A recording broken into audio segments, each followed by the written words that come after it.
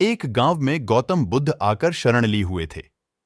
काफी लंबा सफर तय करने के बाद बुद्ध थोड़ा आराम कर रहे थे, परंतु लोग इनसे अपनी समस्या का हल मांगने हमेशा पहुंचे रहते थे। ऐसे में जहां भी वह रुकते, वहां लोग लंबी कतार में जमा हो जाते और उनको अपनी समस्या बताते और बुद्ध उसका समाधान करते। उसी गांव में एक सड़क के थोड़ा किनारे पर एक भिखारी बैठा करता। वह यह रोज देखता कि लोग अपने दुख दर्द और अपनी गंभीर से गंभीर रूपी समस्या को लेकर आते हैं, और जब वहां से जाते हैं तो उनका चेहरा बेहद खिलखिला रहा होता है। वे मुस्कुरा रहे होते हैं और नए जोश के साथ भरे दिखते हैं। भिखारी के मन में यह विचार आया कि क्यों न वह भी बुद्ध के पास जाए, उन्हें अपना हाल कह सुनाए, परंतु वह डरता था।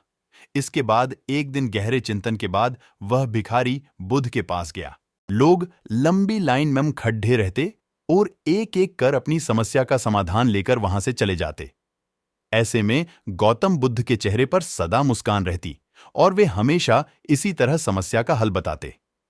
भिखारी भी जब उनके पास पहुंचा तो उन्हें प्रणाम करता हुआ बोला, हे भगवन, इस जगह पर सारे लोग खुश व समृद्ध है, पर मैंने तो ऐसा कुछ नहीं करा जिससे मेरे को जीवन का दुख झेलना पड़ रहा है।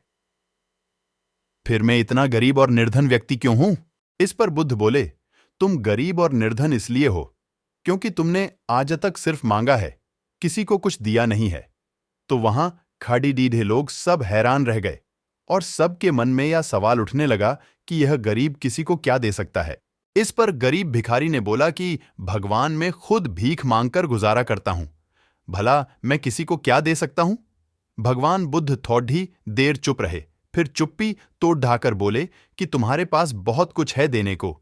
ईश्वर ने तुम्हें बहुत कुछ दिया है बांटने के लिए, जिसमें सबसे पहले तुम्हारे यह 2 हाथ है जिनसे तुम लोगों की मदद या सेवा के लिए इस्तेमाल कर सकते हो। तुम्हारे पास मुस्कुराहट है जिसे देकर तुम दूसरों में नई ऊर्जा का संचार कर सकते हो। मुंह से 2 मीठी बातें बोल सकते हो।